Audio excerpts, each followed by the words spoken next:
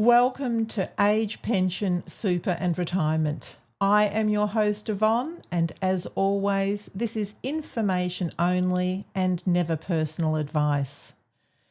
We are continuing our series on aged care, and we are now today going to be looking at the means-tested care fee.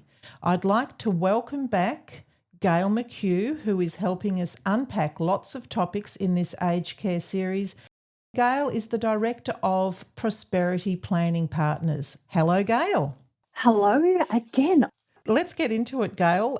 First of all, what is the means-tested care fee?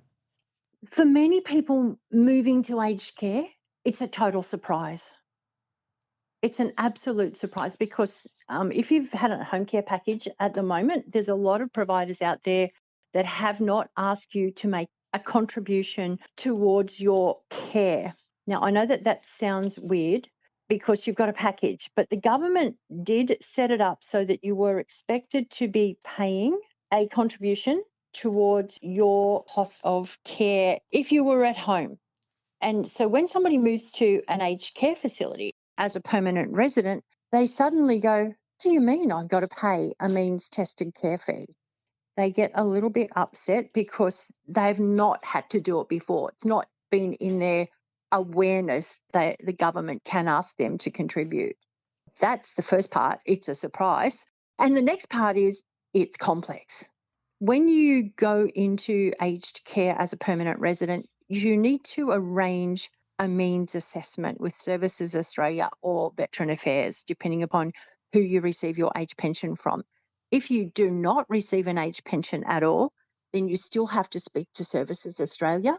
We traditionally have called them Centrelink, but Centrelink are the people that do your means assessment. And they decide what your cost of care is going to be. Not your daily care fee, but your means-tested care fee, how much you're going to be expected to pay in addition to the daily care fee that every person who is in care has to pay. That's really interesting, Gayle. And it just occurred to me, so if you're on the age pension, there's a little less running around and document filling out than someone who's self-funded. Would that be the case, Gayle? 100% that is the case. In Australia, our system is that your family home is an exempt asset. Now, if by some chance you're the last person standing in your family and living in that house and nobody has been helping care for you, your home becomes an asset. And for the first 2 years, they're not going to say it's worth its true value. They're going to give it a nominal value, and that's around $206,663. That's that magic number I talked about in the previous conversation that we had around moving to aged care and the 3 different levels of entry to care.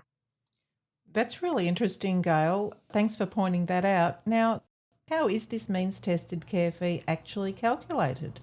Well, it takes into consideration all of your assets. They're going to want to know, and let's presume that some of our listeners aren't on a pension. They're going to want to know what your superannuation is worth, what your income streams are worth. I say that as a very specific difference between a superannuation account and an income stream, because some income streams can be annuities.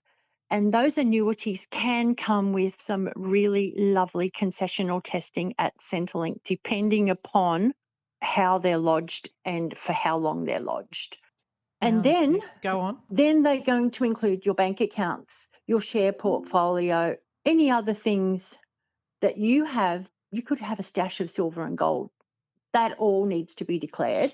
And they will then assess your means-tested amount.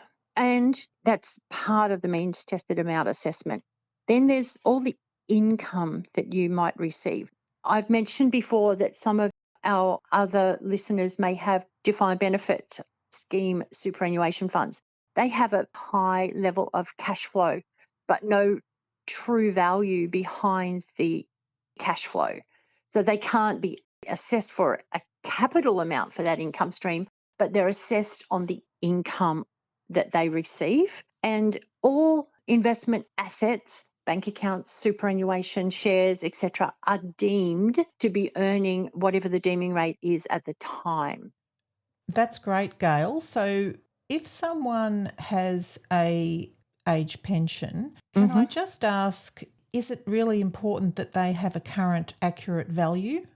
Oh gosh, yes, because if you set up your MyGov, sorry, you wouldn't have necessarily set up your MyGov. Centrelink set up your MyGov profile for them, and it's got recorded all of the assets that you last told them about. So if you applied for a pension 10 or 15 years ago, and you had, say, at the time, $700,000 worth of assets, and some of those were your car and your contents, and your car's valued at $50,000, but on paper at Centrelink.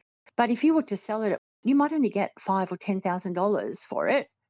That's really important to update, because otherwise they will continue to hold that extra $40,000 worth of assets as part of your means assessment. Another trick for young players is that you will have people who will put their insured value of their contents inside of their Centrelink portal. And really, Centrelink are looking at valuations that are as if you're having a fire sale, or the secondhand person is coming through and cleaning out your house and going, oh gosh, it's insured for $80,000 or $90,000. We'll give you $3,000. So you would put the $3,000 value, not the 80 or 90 insured value. Make sure you do that, because anything that's inflated has two impacts. It does impact your pension entitlement if you are a person who is in receipt of a pension, and it also will impact your means tested amount, because it's going to be used to calculate your cost of aged care. That's so interesting, Gail. And one last question here. We often hear about gifting with people that have the age pension. Is that of relevance here too? Yes, it is. The same gifting rules apply. So you can still gift up to $10,000 per financial year, up to a maximum of $30,000 over a 5-year period, without having major impacts. And I have heard people say, Gail, mum's got $200,000 in the bank and she's got a house worth, say, $1 million. We're going to get rid of the $200,000 and gift it to people. And I went, oh, hang on, whoa, stop. As soon as you gift it, that amount that's in excess of $10,000 counts as a deprived asset for a whole 5 years from the date of gift. Now, that applies whether we're talking about the impact on your age pension or your aged care fees. So please don't rush out and gift. There are potentially other ways that you can get a more concessional treatment of your assets, or mum's assets or dad's assets, whoever it is that's moving to aged care, without having to gift and end up with a deprived asset situation. That's fantastic information, Gail. If someone wanted to reach out, how can you be reached? You can contact me at Gayle, Gayle, at prosperityplanning.com.au, or by phone on 0407 159 298. And if I'm not available to take your call straight away, I do return phone calls. Wonderful. As always, this is information only and not personal advice. For any international listeners wishing to join the Age Pension, Super and Retirement Facebook group, the code word is RED. And thank you again, Gail. Thank you.